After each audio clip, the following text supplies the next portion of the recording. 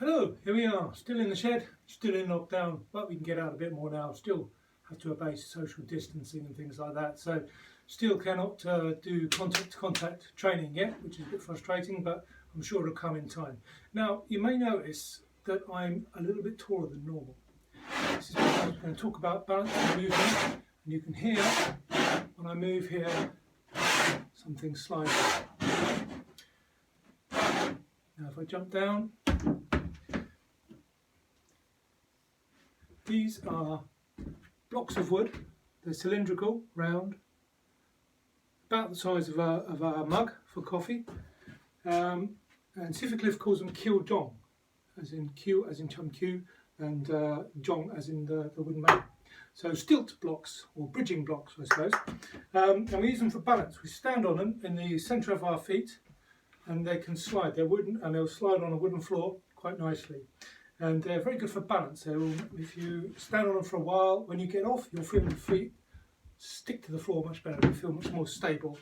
I can't show them very well in detail here, but it's just something that we'll talk about. Highly recommended.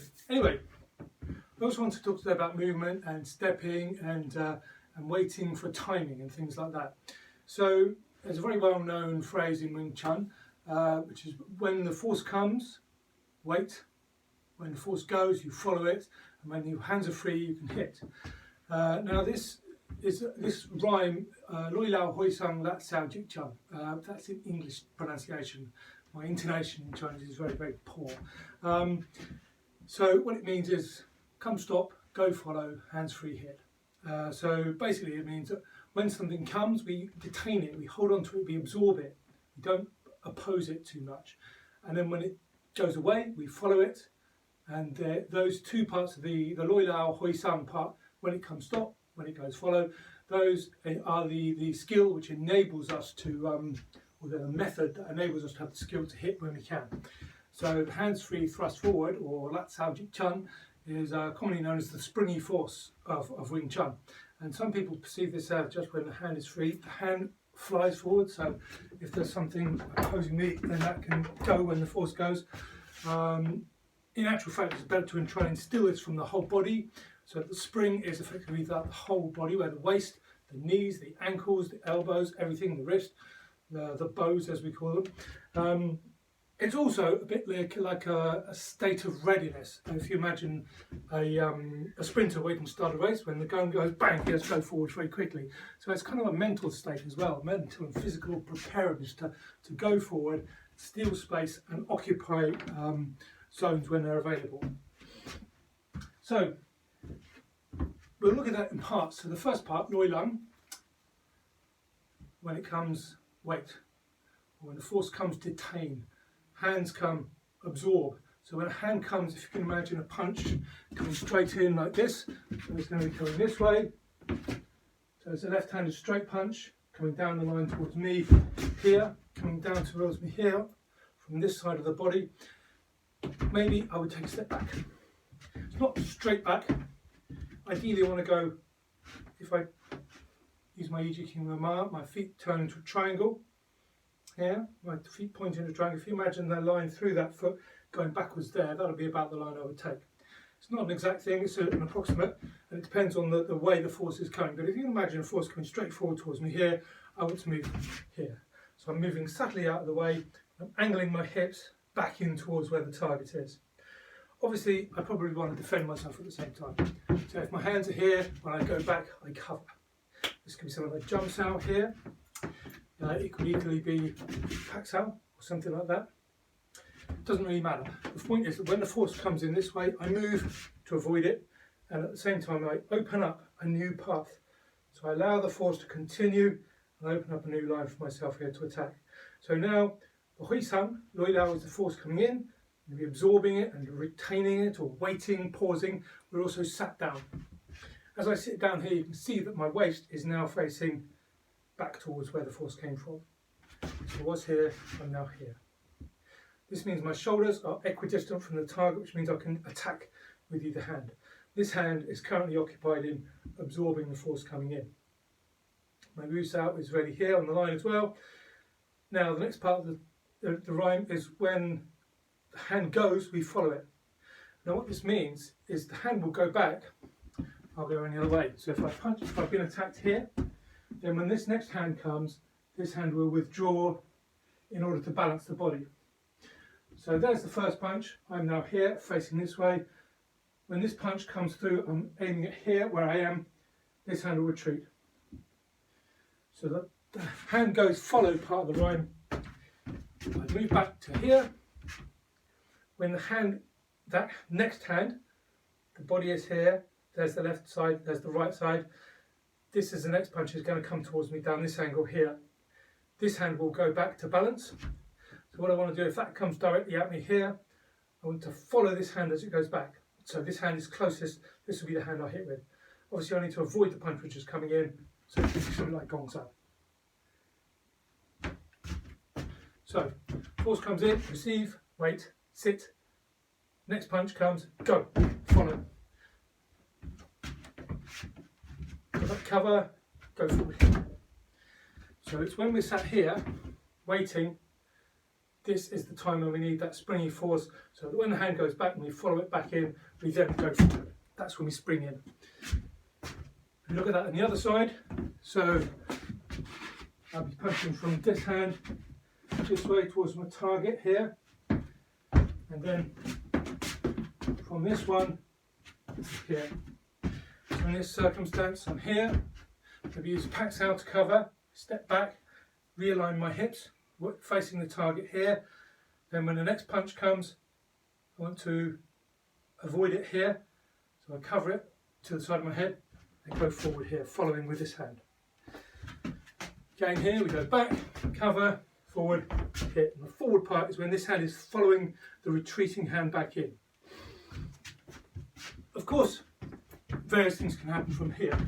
A punch could come, instead of coming straight at me here, it could come around here, in which case the same thing applies. We follow with this hand back to the centre, cover with this one, big sow or whatever. And indeed from here, you could get hit again by this one or pushed. Maybe the same hand represses into you, in which case you might need to do another juts up. So when I've gone back to this position here, so we'll take that just to reiterate, taking a left punch here, followed by another one here this time.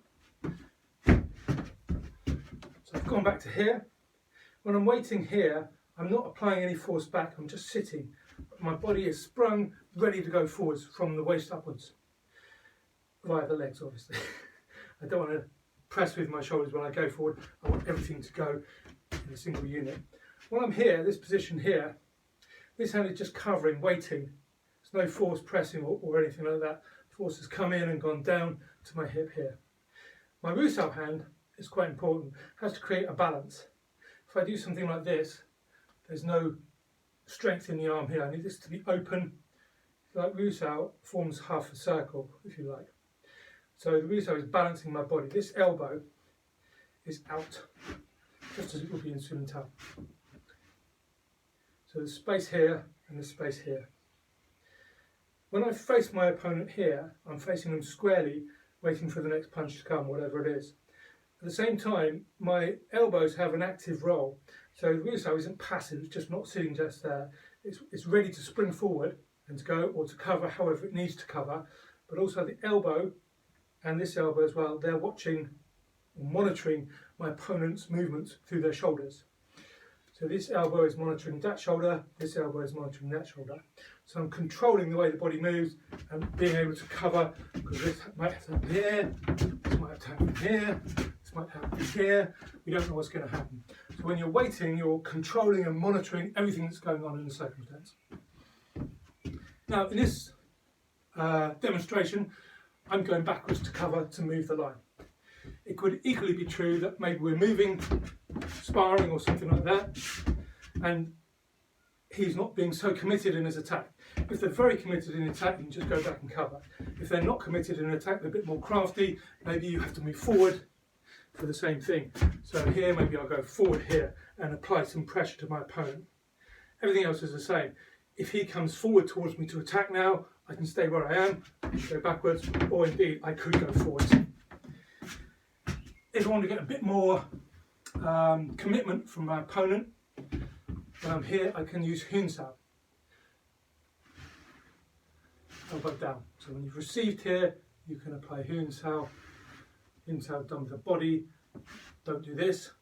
If you do this, you'll get hit here or get pressed. Once you've done Jump Sao, for instance, Hun Sao like this, with the elbow down, Galvei Gar position here, controlling the body. I can use Hun Sao here. When you use good Hun Sao, your elbow down, your body turning, you'll control your opponent's body. So my opponent is now here because my Hun Sao has turned the body. Or you can receive and you can use the Hun Sao to fire off the next target. So maybe if I've received and I do make a quick Hun Sao action here, this will make my opponent throw the next punch. So if I receive Hun Sao and that punch comes directly at me here, because of the Hun Sao action, I'll throw the body offline a bit and the punch should pass me. I can obviously cover with this hand just to be safe. And then the hand that's created the Hun Sao will now go forward. So let's look at that again. The punch here, I'm in Jump Sao waiting for it. When the Hun Sao occurs, I want to punch directly at the target here. When the Hun Sao occurs, my body is turned a bit, so this makes this punch go offline a little bit. So there's my initial cover, there's my Hun Sao. Now the punch is coming, but it's going a little bit off, but I'll cover it just in case and go forward with this hand. There we go. Okay, hope that's made sense. It's actually quite difficult to describe these things without having a partner and imagining lines. So I hope those reverse positions and the actions that I'm throwing here are helping. So if you can imagine one punch here, then this punch coming here, the next punch, punch one, punch two. When punch one has arrived, you're here. Punch two is coming across the body to where you're going to be there. But you can see the hand that comes back is the one that you follow back to the centre, back to the target. So you can just cover this one and attack with your second hand. Okay, hope that's good. Any questions? Just ask. Send me an email, put a post up, phone me up, whatever. All right, hope you're all well. Cheers.